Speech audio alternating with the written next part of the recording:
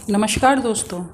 हमारी आज की कहानी एक ऐसे 7 भाइयों की है जो अपनी ही बहन को मारकर उसका मांस खाते हैं। लेकिन ऐसा क्या हुआ होगा जो कोई भी भाई अपनी बहन का मांस कैसे खा सकता है? इसी बात को जानने के लिए आइए हम यह कहानी शुरू करते हैं। पुराने ज़माने की बात है। एक गांव में एक परिवार रहा करता था। उसमें 7 लड़के और एक लड़की थी। माता पिता जल्दी गुजर गए थे तो बच्चों ने भी व्यवहारिक काम जल्दी सीख लिए। शुरू में सबको गुजारा चलाने में काफ़ी परेशानी आई, लेकिन समय के चलते सब कुछ आसान होने लगा। उस समय समाज में पुरुषों का काम जंगली जानवरों को मारकर करके लाना और घर की स्त्रियों का काम था घर के कामकाज करना और बच्चों को संभालना। 7 भाई और एक बहन बड़े प्यार से मिलजुल कर रहते थे। एक दिन 7 शिकार के लिए घर से निकल जाते हैं। बहन सबके लिए खाना पकाती है और घर के सारे काम करती है। भाई जब जंगल से वापस आते हैं तो बड़े बड़े जानवर और पक्षी मारकर अपने साथ लेकर आते हैं। बहन उसके मांस को बड़े चाव से पकाती है और सब भोजन करके तृप्ति का अनुभव करते हैं। ऐसे ही दिन गुजरने लगे। एक दिन की बात है, 7 भाई जंगल को गए थे।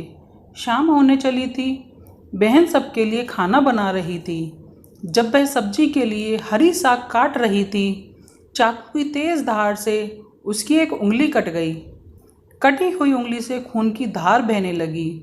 उसने सोचा, यदि भाइयों ने देख लिया तो वे बड़े दुखी हो जाएंगे।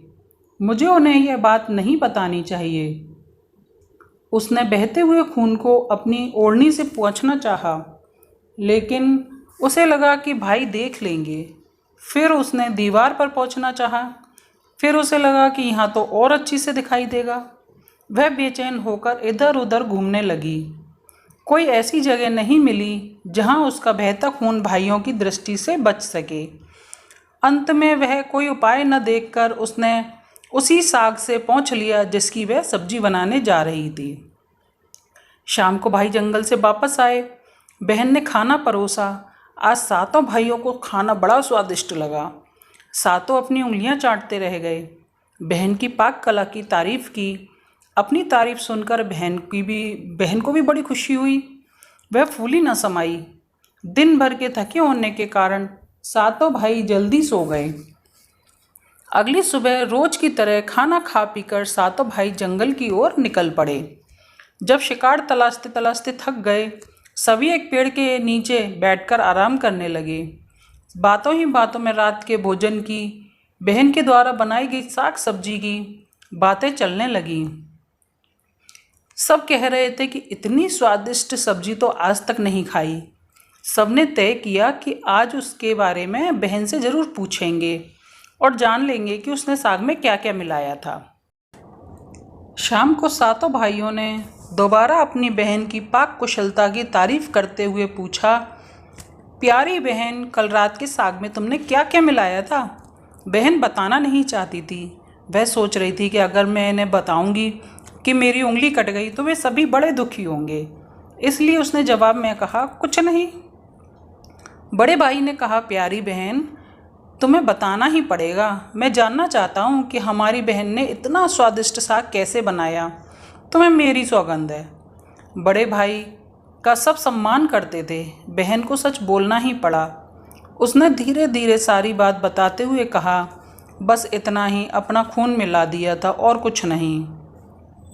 यह सुनकर 6 भाइयों के मन में एक कुटिल ख्याल आया। वे सोचने लगे, इसकी कुछ खून की कुछ बूंदें इतनी स्वादिष्ट हैं तो इसका मांस कितना स्वादिष्ट होगा। रात के खाने के बाद 7 भाई सोने के लिए चले गए। 7 में फिर उसी बात पर चर्चा छिड़ गई। बड़ा भाई कहने लगा, अरे खून की कुछ बूंदें इतनी स्वादिष्ट हैं तो शरीर का मांस कितना स्वादिष्ट होगा। सबने बड़े भाई की बात में हाँ मिलाया। अगले दिन शिकार के लिए जाते समय 7 ने यह योजना बनाई कि बहन को मारकर उसका मांस खाएंगे। खूब स्वादिष्ट होगा। 7वें भाई को अपने बड़े भाइयों की युक्ति बिल्कुल भी उचित नहीं लगी। वह अपनी प्यारी बहन को बचाने के लिए बेचैन हो उठा। वह खुलकर इसका विरोध नहीं कर सकता था क्योंकि 6 भाई एक तरफ थे। शिकार करने के बाद सभी भाइयों ने मिलकर एक टीले पर बांस की एक चांग बनाई। उसकी योजना थी कि बहन को फुसलाकर यहाँ लाएंगे और तीर मारकर उसकी हत्या कर देंगे और फिर उसका स्वादिष्ट मांस खाएंगे। अगले ही दिन बड़े भाई ने बहन से कहा, प्यारी बहन, तुम बड़ी हो गई हो, अब तुम्हारी शादी के लायक उम्र हो गई है। मैंने तुम्हारे लिए एक सुंदर से वर की तलाश की है। आज हम उसको घर देखने चलेंगे। तुम्हें भी सज धज कर हमारे साथ चलना होगा। बहन शादी की बात सुनकर बहुत खुश हुई। तुरंत तैयार होकर भाइयों के साथ चलने लगी। चलते चलते वह थक गई। वह बड़े भाइयों से पूछने लगी, मेरा ससुराल अभी कितना दूर है भाई? बड़ा भाई बोला, अभी बस पहुंचने ही वाले हैं। दूर से टीला दिखाई दे रहा था। उन्होंने उस टीले पर बने हुए चांग को दिखाते हुए अपनी बहन से कहा, वह देखो तुम्हारा ससुराल जहां तुम राज करोगी। यह सुनकर बहन बड़ी आनंदित हो गई। चांग पर पहुंचते ही बड़े भाई ने अन्य भाइयों को बहन को चांग पर खड़ी करके रस्सी से बांधने का आदेश दिया। सभी भाई मिलकर फुर्ती से बहन को बांधने लगे। बहन असहाय थी। अपने सभी भाइयों को हत्यारे के रूप में देखकर बहन का हृदय हाहाकार करने लगा। वह ईश्वर को याद करते हुए कहने लगी, हे ईश्वर, अब तुम ही मेरा सहारा हो। मेरे सातों भाई मेरी हत्या करना चाहते हैं। इनमें से एक भी ऐसा भाई नहीं है जिसके दिल में मेरे लिए दया और प्रेम हो। अपनी बहन की बातों से यह सातवां भाई द्रवीभूत हो उठा। बहन की पुकार पर वह तड़प कर रह गया, पर 6 भाइयों का प्रतिवाद करने का साहस नहीं जुटा पाया। बहन को अपनी निर्ममता से बांधने के बाद बड़े भाई ने सबको बारी बारी से उस पर बाण से प्रहार करने का आदेश दिया। बड़ा भाई हाथों में धनुष बाण लेकर जब प्रहार करने को तैयार हुआ, तब बहन भाई के सामने हाथ जोड़कर करुण स्वर में गाने लगी, मारो मारो भैया छाती में लक्ष्य करके, छाती में लक्ष्य करके, तुम्हारा तीर तुम्हारे धनुष जंगल को जाएगा भैया। मारो मारो भैया छाती में लक्ष्य करके, छाती में लक्ष्य करके, छाती में लक्ष्य करके। भाई के कठोरता दिखाते हुए तीर चलाया और लेकिन उसका निशाना विफल हो गया। उसके बाद दूसरा भाई तीर मारने को तैयार हुआ। बहन ने उसके आगे भी हाथ जोड़कर वही करुण गीत गाया। उसका भी निशाना चूक गया। इसी तरह सभी भाइयों ने बारी बारी बहन की छाती में लक्ष्य करके तीर मारने की कोशिश की। बहन हर बार यही गीत दोहराती रही। 6 भाई लक्ष्य भेद करने में असफल रहे। अब 7वें की बारी आई। 6 भाई उससे कहने लगे, पूरी ताकत से तीर चलाना, बहन को एक ही बार में ढेर करना है। यदि तुम्हारा निशाना चूक गया तो तुम जिंदा नहीं बचोगे। हम सब मिलकर तुम्हें मार देंगे। बहन ने छोटे भाई की जान खतरे में पड़ते देखा। उसने अपनी जान न्यौछावर करके उसे बचाने का निश्चय किया। वह ईश्वर से प्रार्थना करने लगी, हे ईश्वर, मेरे भाई का तीर मेरी छाती को भेदने में सफल हो जाए। वह करुण गीत गाने लगी, मारो मारो भैया छाती में लक्ष्य करके, भैया छाती में लक्ष्य करके, तेरा तीर मेरी छाती भेद जाए। मारो मारो भैया छाती में लक्ष्य करके, भैया छाती में लक्ष्य करके। छोटे भाई ने तीर चलाया। उसका तीर बहन के मर्म पर जा लगा। वह तड़प उठी। कुछ देर झटपटाने के बाद उसके प्राण पखेरु उड़ गए। वह निस्पंद हो गई। अपनी कुटिल योजना सफल होने पर 6 भाइयों की बाँछें खिल गईं। सातों ने मिलकर मृत बहन का शरीर चांग से नीचे उतारा। 6 भाइयों ने मिलकर बहन के शरीर की छोटी छोटी बोटी बोटी काट डाली। बड़े भाई ने 7वें भाई को जंगल से लकड़ी लाने और पानी लाने का आदेश दिया। छोटा भाई पानी और लकड़ियों के साथ कुछ मछली और केकड़े ले आया। वह अंदर ही अंदर व्यथित था।